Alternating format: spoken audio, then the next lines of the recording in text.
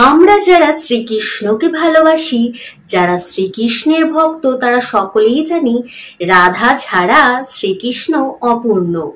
অর্থাৎ আমরা যদি শ্রীকৃষ্ণকে প্রসন্ন করতে চাই তাহলে কিন্তু রাধারানীর চরণে আমাদের নিজেকে সমর্পিত করতেই হবে।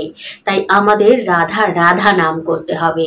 তাই এবছর 2025 শ্রীমতী রাধারানীর জন্মতিথি কখন পড়েছে, অর্থাৎ রাধা অষ্টমী কখন পড়েছে, কবে পড়েছে, শুভ মুহূর্ত কখন, কিংবা রাধারানী কি পছন্দ করেন, অর্থাৎ তার প্রিয় ফুল, প্রিয় ফল, প্রিয় সবজি, প্রিয় খাবার যেগুলো খেলে রাধারানী খুবই প্রসন্ন হন, তার সঙ্গে শ্রীকৃষ্ণও প্রসন্ন হয়।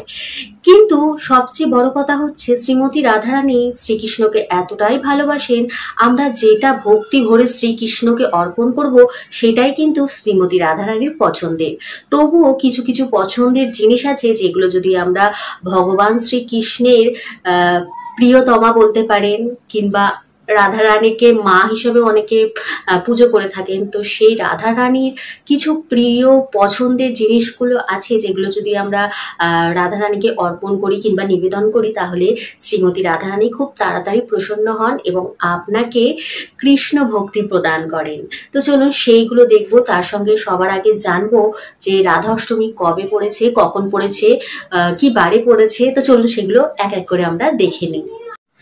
এই বছর অর্থাৎ 2025 সালে রাধা অষ্টমী পড়েছে 31শে আগস্ট রবিবার, অর্থাৎ এটি বাংলার হচ্ছে 14ই ভাদ্র 1432 রবিবার। তো এটি কখন শুরু হচ্ছে, অর্থাৎ রাধা অষ্টমী কখন পড়ছে? রাধা অষ্টমী পড়ছে 30শে আগস্ট শনিবার রাত্রি 10:46 থেকে 31শে আগস্ট রবিবার রাত্রি 12:57 পর্যন্ত থাকছে রাধা অষ্টমী। তো যারা যারা পালন করছেন এই সময়ের মধ্যেই কিন্তু পালন করতে হবে। এরপর আমরা জানবো শুভ সময় কখন, অর্থাৎ কোন সময় ভগবান শ্রীকৃষ্ণের সঙ্গে শ্রীমতী রাধারানীর ভোগ নিবেদন করব, কিংবা আরাধনা করব, কিংবা তার নাম জপ করব।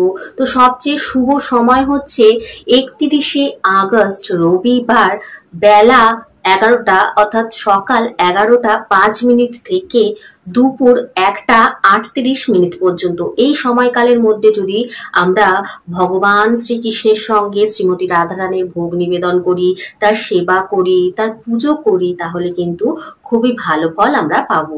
তো চলুন এবার দেখে নেওয়া যাক শ্রীমতী রাধারানীর যে প্রিয় খাবার কিংবা প্রিয় জিনিস কোনগুলো সেগুলো একটু দেখে নিই।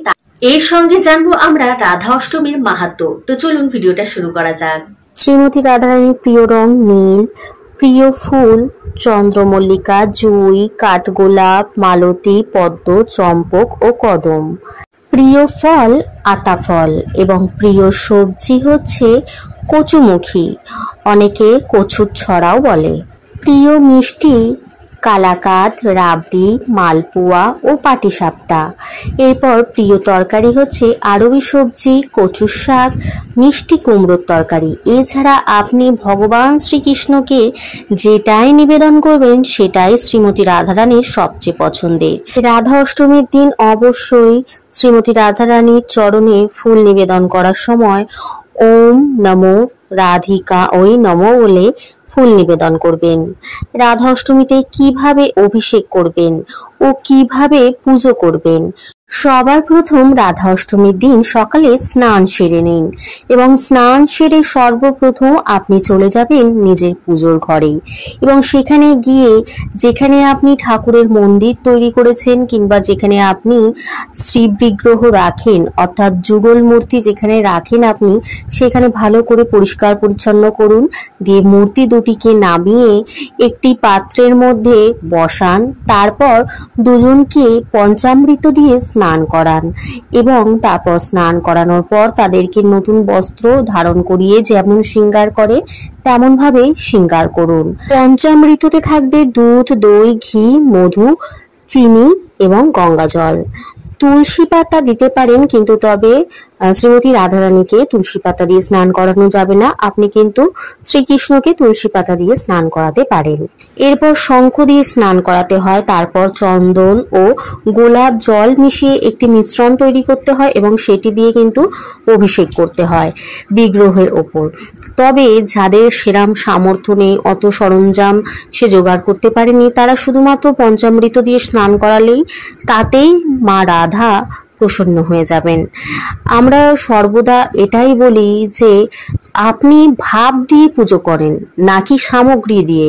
সামগ্রী তো একটা মূল্য দিয়ে একবার কিনবো, তারপর সেটি শেষ হয়ে যাবে, তারপর আবার কিনে আনবো, কিন্তু ভাব তার কোনো শেষ নেই, সে ক্রমশ বাড়তে থাকে। তাই যত আপনি ভাবাপন্ন হয়ে ভগবানের সেবা করবেন তাতেই কিন্তু শ্রীমতী রাধারানী এবং শ্রীকৃষ্ণ বেশি সন্তুষ্ট হবে।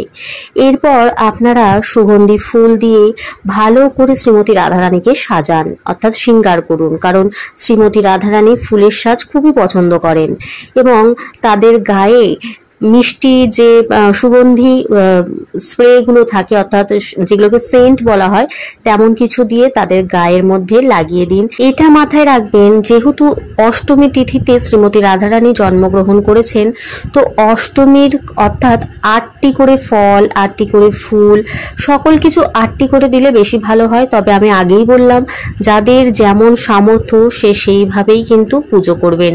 কোনো বাধ্যতামূলক নেই যে এটা করতেই হবে, এটা দিতেই হবে, কিংবা কোনো মন্ত্রও নেই যে আপনাকে এটা পাঠ করতেই হবে। আপনি শুধুমাত্র ভাব দিয়ে পুজো করুন, ভগবান তাতেই সন্তুষ্ট হবে। তাই আপনাকে অত চিন্তা করতে হবে না। শ্রীমতী রাধারানী সকল কিছু জানেন।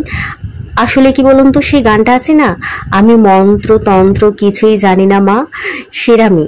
আপনাকে মন্ত্রতন্ত্র কিচ্ছু লাগবে না, আপনি ভাব দিয়ে পুজো করেন, তাতেই ভগবান সন্তুষ্ট হয়ে যান। তো প্রিয় বন্ধুরা, এবার আমরা জানবো রাধা অষ্টমীর মাহাত্ম্য, অর্থাৎ এই রাধা অষ্টমী পালন করলে আমরা কি প্রাপ্ত করতে পারি।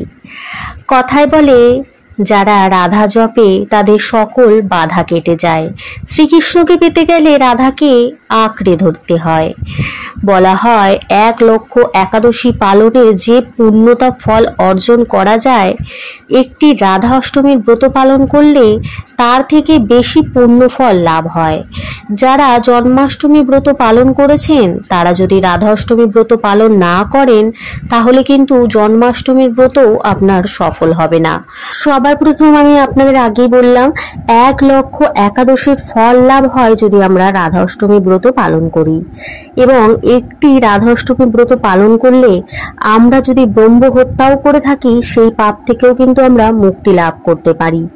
সুমেরু পর্বত সমান সোনা দান করলে যে ফল লাভ হয়, তা মাত্র একটি রাধা অষ্টমীর ব্রত করলে তার থেকে 100 গুণ বেশি ফল লাভ হয়।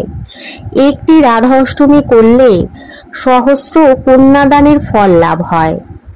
একটি রাধা অষ্টমী করলে হাজারো তীর্থ গমনের পুণ্যতা লাভ হয়। কেউ যদি ভুলেও, অর্থাৎ ইচ্ছা না থাকা সত্ত্বেও রাধা অষ্টমীর ব্রত পালন করছে, তাহলে সে কোটি কুল সহ বিষ্ণু লোকে যাবার সুযোগ পায়। অর্থাৎ তারা কেউ নরকে যাবেন না, তাদের পরম গতি লাভ হবে। যারা রাধা অষ্টমী ব্রত করেন কিংবা রাধা রানীকে ভজেন, তারা অবশ্যই কৃষ্ণ ভক্তি লাভ করেন। এবং যারা রাধা অষ্টমী ব্রত পালন করেন না, তারা কোটি জন্ম নরকে বাস করেন। ভিডিওটা যদি ভালো লাগে বন্ধুদের মধ্যে শেয়ার করতে ভুলবেন না এবং পাশে থাকার জন্য সাবস্ক্রাইব করতে ভুলবেন না।